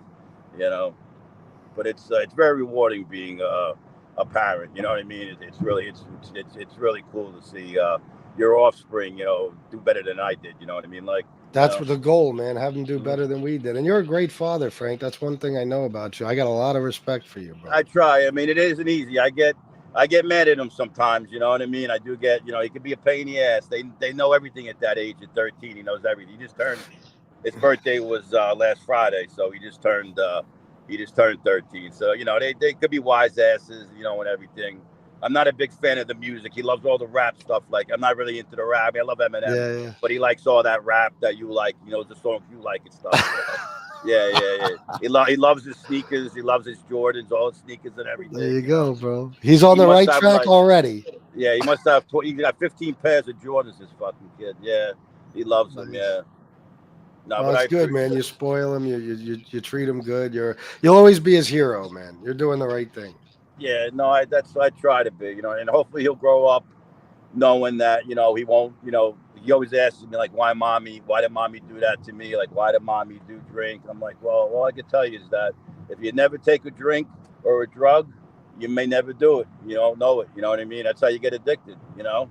Yep. You know, that's how when I got somebody handed me, like I always took painkillers, you know, when I was younger through circus, they gave out. I grew up with Percocets and Oxycontin was like candy, you know what I mean? And I would take them and stuff, but I could give, you know, I didn't care. But one day in 2012, my back was hurting me. Guy handed me this little blue pill. I took it. Next thing I know, I was never the same again. You know, that's all it takes. It is, man. I know a kid that happened to. He fucking, I don't know. He sprained his ankle or something playing baseball. He's 15 years old, and his dad, of all people, gave him a fucking oxy. And that was it, man. A couple of years later, he was found overdosed, dead in a mall parking lot. You know. Yeah, they don't give out no more pain. They don't even. When I had my last surgery was my right knee replacement, and they give you epidurals now. They don't even they give it to you after it wears off. You know, they don't give you no more pain medicine with the button. You know what I mean? They stopped doing that. You know what I mean? I had 3 neck surgeries, 2 knee replacements, 2 back surgeries, a double hernia surgery, Tommy John surgery, and the only thing I got left are my hips that are mine. I'm the fucking bionic man. You know? Christ. But I look good. You know, There you go, bro. 57 years old. You know what I mean? I don't look like Tony Pizza, that's for fucking sure. There you go. So you're already ahead of the fucking. Yeah, that guy's a fucking disgrace to anybody 57 years old. Yeah, for real. I don't want to make fun. I don't make fun of nobody because they're all fucking psychos. They're gonna make a fucking Netflix documentary about this shit one day. You know? There's no doubt about it. Yeah, somebody's gonna get fucked up one day, like that fucking Don't Fuck with Cats. You ever see that thing? Don't Fuck with Cats. Holy shit, that thing. I watched some of it, but I couldn't get into it. Oh my god, that was one fucking crazy fucking thing, man. Holy shit. Yeah. But hopefully nothing like that'll ever happen. You know? Yeah, hopefully. Yeah, I'm sorry about that fucking Nick guy, whatever happened. I don't understand these guys. They add him to the list. Another fucking guy that used you to fucking make a channel. Another one. You know? FBS, the human springboard. Yeah. Well, you created more channels than Comcast. So add him to the fucking Comcast channel list. Yeah. Yeah. Yeah, he tried too hard, that guy. I didn't want to say nothing, but he went a little bit overboard, I think. You know? Yeah. Yeah, he was I agree. Kissing your ass a little bit too much there. You know? Yeah. But that's about it. I'll let you go. I just wanted to say a little bit. I mean, I got more of a story, but I just wanted to say I'm doing good, you know, and I didn't kill myself because I'm a big FBS fan. Well, hey, listen, man. That means the world to me. As funny as it sounds. No, I know. Listen, I never thought I'd have the opportunity to save a life, and several people have told me things like that since I started this. I'm on the suicide hotline with the fucking girl, and I'm telling. She's like, "Well, what are you?" I was like, "Well, I'm a big fan of this guy on YouTube. You should subscribe to his channel. It's Fat Boy Sicilian." That fucking. She's like, "What is it called?" I'm like, "Yeah, he's a big reason why I don't want to kill myself because." Everybody in his chat is good people, and then they'll fucking word will get out, and he'll get ruined. I don't want to ruin his show. She's like, "That's why you're not killing yourself. You must be a really good guy." I'm like, "Yeah, it's a good show. Subscribe." I'll leave it to you. Yeah. I got the fucking suicide hotline girl. Fucking maybe she subscribed. Who knows? You know. Yeah. But all right, bro. Take it easy, and I hope Shanna gets. You know, she'll get a job. She's a nurse. She's a hero. Yeah. You know. She will. Thank you, man. Make sure you guys donate to FBS, all right? You pay for cable. You pay to go out to Outback. You pay to go to the movies. You pay to comedy clubs. You take girls out on dates or men on dates. Throw them a couple bucks. Everybody should give you $1 a day. Everybody give $1 a day. You know? That would be my problems would be solved, bro. Everybody give them $1 a day, and that would be $155 a day you'd make. You know? Yeah, at least. Well, 2 shows too. Yeah. No, I'm just playing. People start donating. I'm going broke. Start donating to them, please. I'm only fucking with you. No, I'm. If it ever becomes a problem, man, you don't have to give me a thing. Bro. No. I worked in. I was a local 3 electrician for 35 years, and I belonged to one of the greatest unions in the world. And I have a great pension, and you also get a lot of money for, unfortunately, when you lose a parent, they do take care of the child. You know what I mean? Social Security wise, you know, Yeah, they do. They give you, a nice amount for that. So I that's do good, very man. well. Thank God. But I earned it. I broke my ass. Anybody that lives in Manhattan, I built that whole fucking skyline, that whole Manhattan skyline. I built it. You Broke my worked a ass lot on it. on a lot of those buildings, huh? I did all Millionaires Row on Park Avenue. They call it Millionaires Row. I built Yeah, all of Donald Trump's buildings. I met Donald Trump all the time. He actually wasn't a bad guy. He was a nice guy to me. Yeah, you yeah. know, you know. I built. I used to laugh because someone used to hold the umbrella for him. You know, when it would Oh, rain, really? somebody would hold that umbrella for the guy. Yeah, He had his you own know. Sammy the Bull, huh? Yeah. Well, he used to go. My nickname was Frankie Flex. So he used to call me Flex, and he's like, "What are you doing for the weekend, Flex?" I'm like, "I got a date. Can you lend me, a couple of bucks, take her out?" Yeah, you and everybody else, bro. Yeah, he had a good sense of humor. Even real quick, somebody we're working on a Saturday, right? He's on. I didn't see him on the loading dock, right? But my partner sees this girl in a sweatsuit, like a tight sweatsuit, and he makes a comment about the girl, like, "Holy shit, look at those, blah blah blah," and he's right there. I'm like, we're gonna get fucking fired. You know what I mean? Like, he says something to somebody, but he laughed. He laughed. You know. So he Wow. could have went to like the big bosses, and we could have got fucking fired. You know what I mean? Yeah, So yeah. he was cool about that. I didn't say it. The freaking other guy said like an idiot. You know what I mean? But that's about it. All right, man. Take care, everybody. Stay sober, and I wish everybody the best. All right, bro. You too, man. Take care, everybody. Bye bye. All right, peace. Peace. There you go, the one and only Frank Gerard Fratello. I thought Sammy built those. I think he means he worked on them. You know what I mean? People take things way too literally.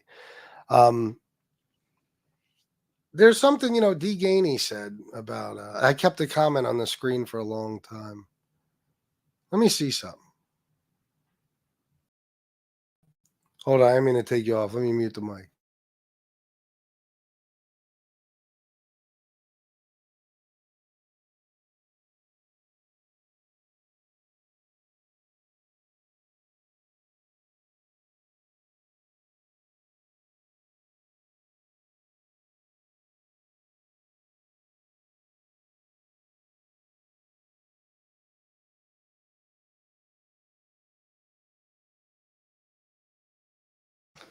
All right, sorry. Let me take this out now.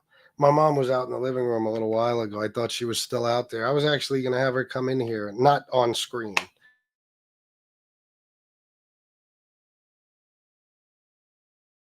Shit my dad did. I think my mom would gladly tell you about some of it. You could hear it in her own words. It was,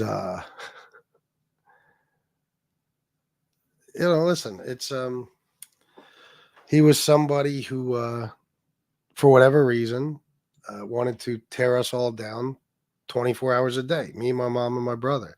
And no matter what it was we wanted to do or any dream we had, he would step all over it, figure out a way to crush it and convince you that that's not possible.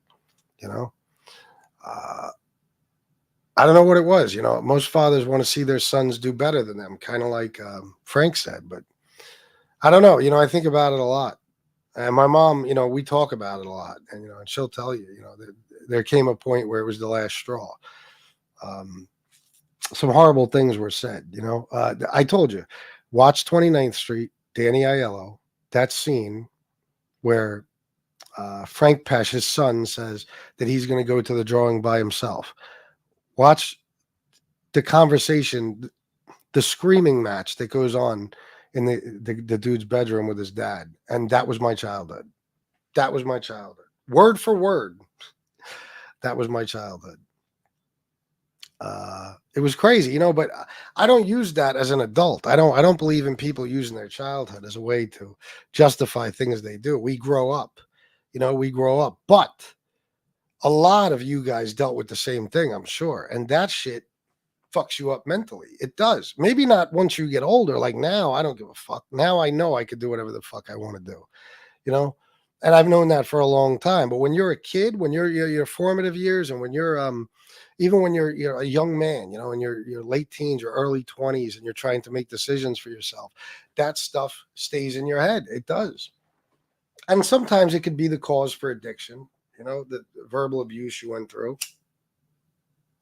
And it could be, the cause of relapse, and the cause of feeling hopeless, and like you have no chance. You're just going to be a failure.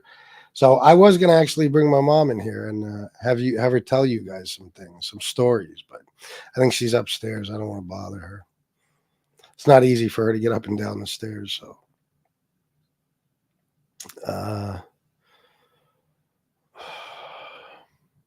oh shit, Ferris. I'm sorry to hear that, bro. I dread that day, man. Ferris, I was 4 years. I was clean 4 years besides methadone, and when my mom died, I started shooting fentanyl because my doses was not high enough. I'm sorry for your loss too, Chris. Yeah, I mean, listen, stuff like that. These are the challenges we got to face clean and sober, and it ain't easy. I haven't lost a parent yet. I don't know what I'm going to do when it happens. My mom, I think about it a lot because she's not doing well, of course. Doctors last August 21st, told her she has 2 weeks to live. Thank God they were wrong, but they were right about the fact that,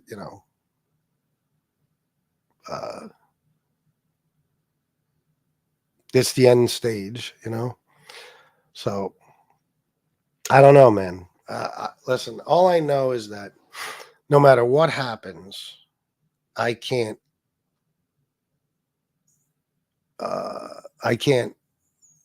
go back to my old ways. I can't, as long as I got people in my life that count on me and love me and depend on me, I can't, no matter how much I might want to. I've dealt with other things in my life, other tragedies and stuff, and I've always dealt with them with drugs and alcohol. The night my mom got that news, you guys saw me. I was fucking hysterical crying, which is not easy for a man to do. Okay, especially live on the fucking internet. You know what I'm saying? But I couldn't control my fucking self.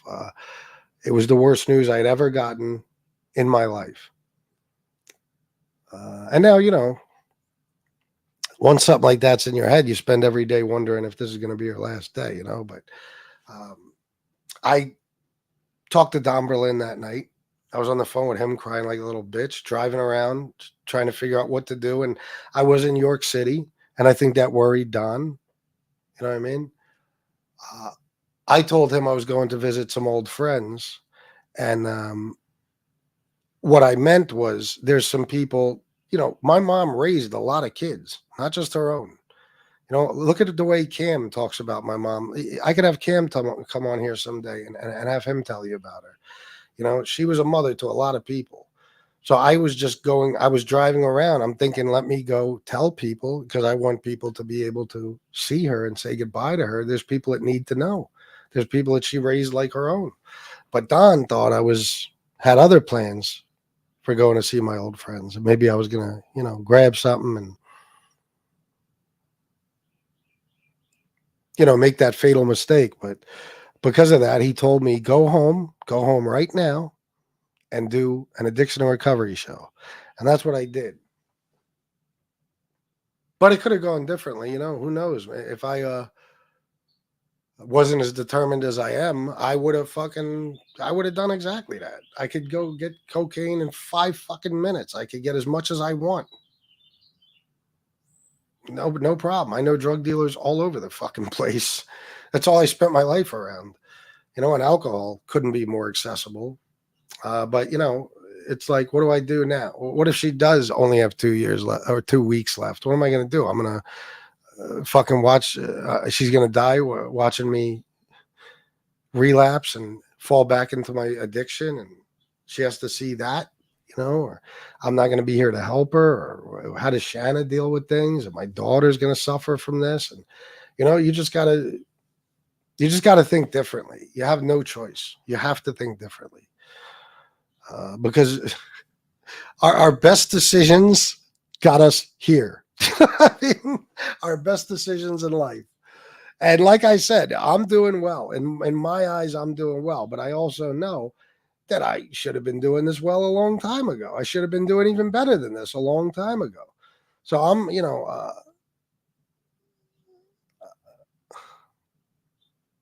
where I am now, I'm way behind. No matter how well I'm doing now, I should have been, in my 20s, I was more successful than this. I could have stayed that successful, but I let my addiction make me give up the most successful DJ business in 3 counties. You know what I mean? I let it take a lot away from me, So I don't know. Sorry, I go on those little tirades, but you know what I'm saying. I should be a lot further ahead in life than I am now. And many of you probably should too, or at least feel like you should. So our best decisions yet have gotten us right here. You know what I mean? So you got to learn how to make better decisions. And that's what I do now. I focus on other things. I focus on saving money, improving my credit, moving. I want to move. I want to move into a bigger house in another city somewhere. I want to do these things for my future. I focus on trying to be a good influence to, the younger people in my life, stuff like that, my daughter, my stepkids. You just got to learn how to think differently.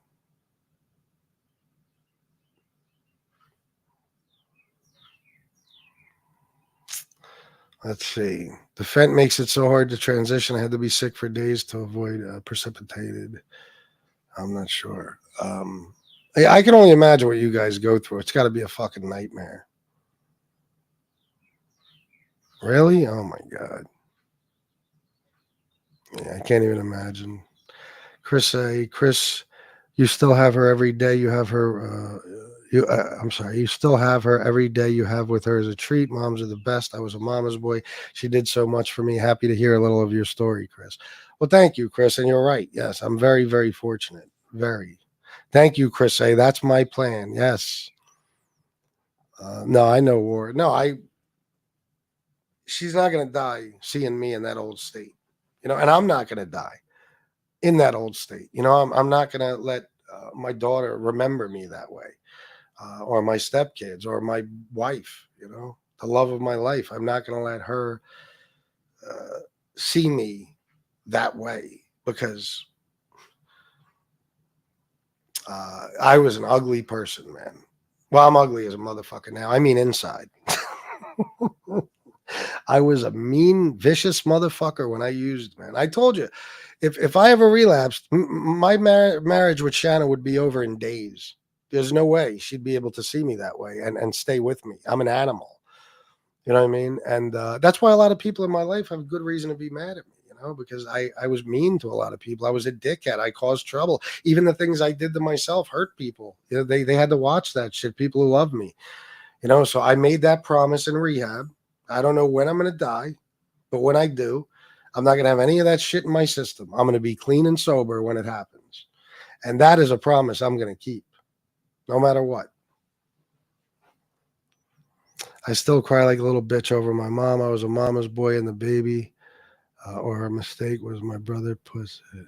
Oh, you were a mama's boy and the baby, like, of the family, yeah? Or is a mistake a mistake, as your brother puts it? Fuck it. It's fucked up. Yeah. You should be afraid of this fucking name. You should be afraid of the fentanyl as laced in cocaine and a lot of drugs. That alone should make people not relapse. Oh, I've said it before. I don't, there's friends of mine that sell coke that I want to ask sometimes, like, aren't you fucking terrified? Because you're getting that shit from somewhere, just like your customers are getting it from you. That's how drug dealing works. So what if, God forbid, you get some shit that has that in it? Not necessarily laced, but maybe the guy that was bagging the coke he's about to sell you was bagging dope first that had fentanyl in it, on the same fucking platform, on the same whatever table, whatever, and weighing it on the same scale. And it only takes a morsel to get into the cocaine. You can wind up killing some fucking buddy or many people. I wouldn't do it or sell it at this point. I'd sell crack. I wouldn't. Sorry, me. I have to. Just joking, of course. But doing it, no. I can't.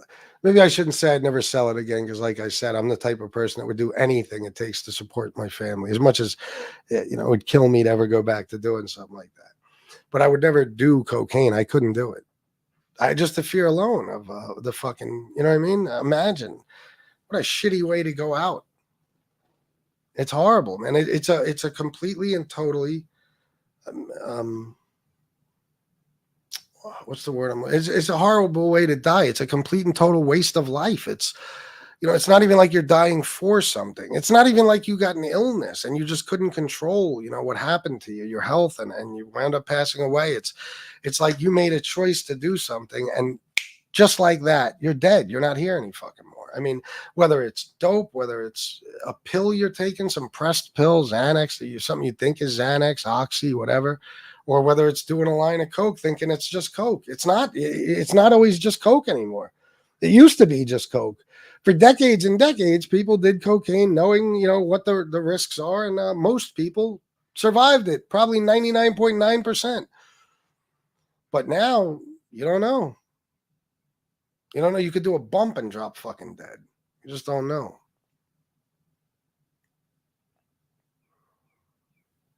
Tom Sheehy, FBS, well said, bro. Thank you, brother.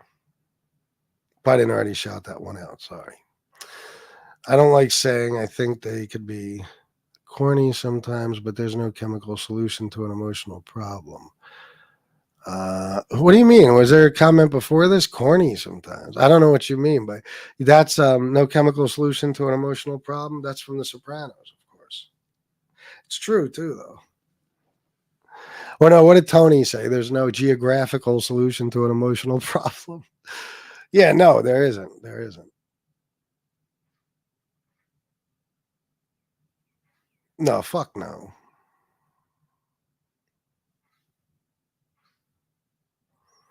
You're the first person I've heard on here say why fentanyl is in some Coke. Some of the fentanyl gets left on the scale when they weigh out bags of Coke or crack. Well, you know what? I didn't even think about that a long time ago. At first, it seemed to me like if it was in there, somebody put it there deliberately. But a lot of people brought up a lot of good points, and they're right. You could be weighing it on the same scale. You could be chopping it up on the same table. Anything could fucking happen. Anything, and it could wind up in there, Do some people put it in there deliberately, maybe to get their fucking addicts hooked on that shit now? Of course. But not always. It doesn't have to be anything malicious like that, anything sinister. It could just be a mistake. Just going back, hold on. Oh, my bad. Let me see something.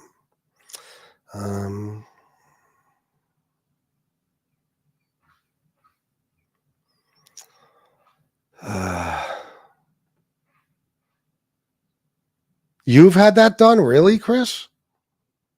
You've had that happen? What the fuck? You can tell by the taste when you smoke it. Wait a minute. What was it in? What was it in? You talking about it was in Coke? You cooked it and smoked it, or was it crack, or weed? What? Because that's another fucking thing that blows my mind, that this shit could be in weed now. I saw the most heartbreaking story of a woman that lost her daughter and crack. Oh, Jesus Christ.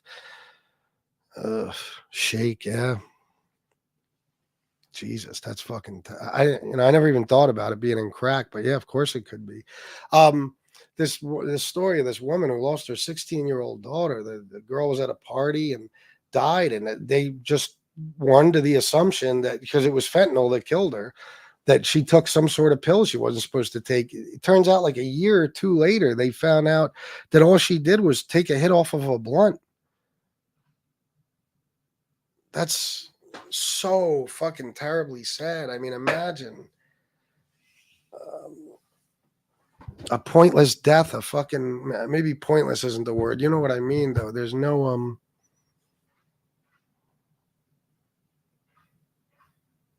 it was totally avoidable. And I don't know. I don't know what I'm trying to say. Sorry, guys. I'm usually pretty good with my words. Sometimes I'm not. Sometimes I get stuck. It's the word I'm looking for when I say like not meaningless. What kind of when I talk about a death that like that was completely avoidable. There was no reason for it. It shouldn't have happened. I don't know what the word I'm looking for is. Warren, no, thank you for being here, brother. This is the first time I've watched one of your recovery shows, and it's actually better than a lot of your MobTube shows. Wow, this is interesting content with depth and subtext. Thank you. I just wish you'd change your name. Yeah, oh yeah, they're definitely better than that. These shows have substance. They're meaningful. You know what I mean? There's no comparison. These shows actually help people. MobTube is my moneymaker. You know what I mean? That's how I make money. I don't even like doing that shit. I don't. I just, I made the decision a long time ago that I don't ask for donate. If people donate on these shows, it's fine. I'm not going to turn it down, but I don't ask for donations. This is not a way for me to make a living at all. The other thing supports this. I make a living that way so I could do these shows, and actually help people. And there's actually meaning behind it and substance to it. You know what I'm saying? That's the way I see it. So these shows are the most important shows I do. No doubt about it. Don Berlin will tell you. He understands it perfectly. You know what I mean? That's why, there's been times where I couldn't, when I'm not making any money, these shows I don't do as many of them because I have to use every fucking minute I get to try to make money, but I don't do these shows for money, and I never will. You know what I mean? I never will. Nobody ever has to feel like they have to donate on these shows ever. If I could do this though, somehow figure out how to make a living off of it, without, for example, asking for donations or asking for anything from you guys, I would just do these shows. That's it. That's all I would do. I'd get away from that MobTube shit in a fucking heartbeat. But it's not that easy, They put it in the hard and soft here. That's fucking terrible, man. Chris Capello, I enjoyed this, bro. Thank you, man. Chris A, great show today. Yeah, I'll tell you what, senseless. Thank you. I couldn't even think of the fucking word, a senseless death. Thank you, guys. Yes. No, this show was fantastic. Thank you to, Paul came on. It was a little bit of a mishap, but Paul, I love you, bro. I hope you're not mad at me at all. You got to understand, it's not good to have anybody drinking in a group like this for obvious reasons. Frank came on. Jesus Christ, my fucking memory. Who else came on and shared? War, Miss Can't Be Wrong. It was great. I've never had this many people, I don't think, maybe once or twice on an addiction and recovery show. But that's what makes it good, guys. You could listen to me say the same shit over and over, or you could listen to other people share their stories and their struggles. And, I think in a lot of cases, you guys can all relate to each other, just like I can relate to all of you and you can relate to me. So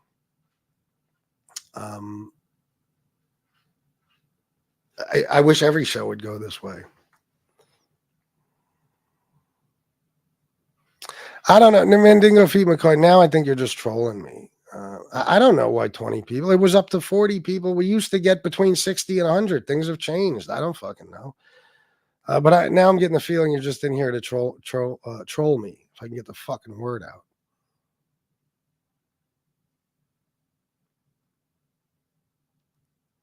This is the reason I got more respect for FBS than any other creator. Thank you, Faris. Well, I've been trying to say it from day one. There's a difference between me and many of them.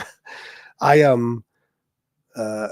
truly want to help people, because if I hadn't have gotten the help, I wouldn't be here to do any of this shit, MobTube, addiction and recovery, or anything else. I either wouldn't be breathing or I'd be in a cell for a very long time, if not the rest of my life. So, of course, I want to pay it forward. I want to help other people. And not only that, but my whole life has been negativity. I mean, I was a good father and stuff. Don't get me wrong, but I was always a criminal of some sort. You know what I mean? I caused a lot of chaos and destruction. So I never thought I'd have the fucking opportunity to do something positive. And this shit has given me that, this channel. it's both channels now, but you know what I mean. Doing these addiction recovery shows. When I started the MobTube channel, I started doing this right away. And it gave me the opportunity to help people. And anybody who truly knows me on here and doesn't see me through this fog, these trolls see me through, these people who hate me, know that I'll do anything for anyone if I can. You know what I mean? Especially when it comes to this topic, addiction recovery. These shows reflect your altruistic character, my man. FBS, completely selfless. It's about helping folks, not making money. Jeez. No, these shows aren't about making money. They never will be. I'm not completely selfless. I think even doing this is partly selfish because, how do I say it? Well, I can't say selfish, but you know what I mean? I do get something out of it. I get the satisfaction of knowing I helped people. I get to, it's like a therapy to me. I can tell you guys things that I won't necessarily talk about on the MobTube shows, even though I know there's still people watching these, trolls and stuff. Well, I'm able to be more open. You guys, have a place to talk to each other where there's no, judgment and stuff like that. And it makes me feel good about myself, so I can't say it's completely selfless, but it is for the purpose of helping other people. There's no question about it. The MobTube, Montaigne, you said, but MobTube, yeah, your crowd is pretty crazy. Yeah, it is. Too crazy. Good talking to you, Chris A. Sometimes I don't relate to some of the stories like yours. That's why we all learn from each other, man. Chris A, has a different story than you, and I have a different story than a lot of you. But it's all about a common struggle, the struggle of addiction. I'm not trolling. I'm just surprised to see you in this light. You're a very different guy on this show. You're encouraging and uplifting. Well, thank you, man. I try to be. I swear to God, anybody who really knows me knows that this is the real me, not the other guy. I swear to Christ. I swear to God. Not like I believe in him, but you know what I'm saying. It's an expression. This is who I really am. I do what I do on the other channel. Well, you know what I'm saying, on MobTube, to make money. And because people constantly come after me, it's just in me to go back after them, but it's not. I told you, I was even talking to SoFlo about this shit the other day. I always, if I really tear somebody down, unless you're a complete fucking animal, like even angels, sometimes there's something that makes me feel bad. I don't know why. I guess because I still feel like there might be a decent person deep down somewhere in there. I don't know. But when I just do these shows where I just tear people fucking down and I go really ballistic the way I used to, I felt like shit. It would ruin my whole fucking night. You know what I mean? I'm laughing on here, acting like I like it. And then the rest of my fucking night, I feel this fucking big. It's like, there's nothing good that comes out of that. It's not a good thing to be doing, even if you're just fighting back, it makes you feel like shit sometimes. Oh my God, Casey, there is. I benefited greatly off these addiction recovery shows. I did 28 days in rehab. I talked about the show in there with the group. True story. For real. That's great, man. Thank you, bro. And I'm glad you're okay too. Selfish for the right reasons, FBS. I get what you mean. Yeah. I just mean there's an aspect of it that benefits me as well. So I can't say it's like I get nothing out of it. I certainly do. You know what I mean? This has helped me stay clean and sober, just like it's helped a lot of you guys.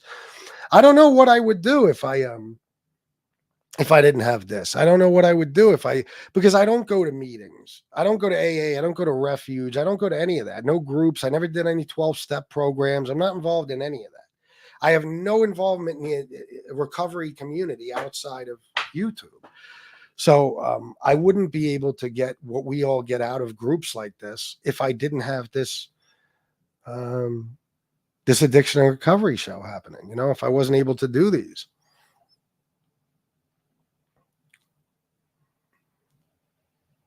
After getting friendly with Kasparos, I see how batshit Angel crazy is, or batshit crazy Angel is. Yeah, that's for another show.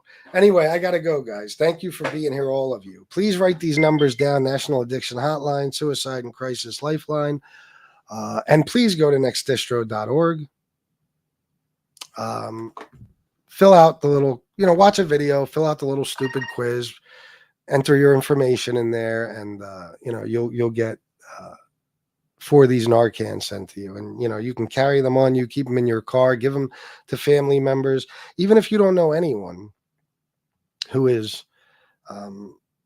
struggling with opioid addiction or opiate addiction, it doesn't matter. You might run into somebody that you might find somebody in a parking lot keeled over in their car like I did once. It might be somebody on the floor of a Walmart ODing. It could be any fucking way. You might walk into a public restroom and find somebody on the ground foaming at the mouth. I mean, you could save a life. So why not? Even though those people would be mad at you at first that you just took their high away, as sad as that is, they go into instant withdrawal. They're not happy when they're Narcan. They might be happy years later when they're still alive to tell about it. So, thank you, McCarthy. I'll just call you that. And William Noah, $15. Thank you, brother. Thank you very much for that. I appreciate it. All right, guys. I'm out of here. Stay strong. All right. Remember that you're going to have to deal with things no matter what that come your way in life. Any type of pain, tragedy. It's just the way we got to do it. It's life or death, pretty much. Those are your two choices. And keep coming back to these shows, please. I'll always be doing them Wednesday at 1:00. I might do ones at other times too, but you can always count on that time slot. Jesus Christ, fucking COVID. All right, guys. I love you all. And until next time, salute.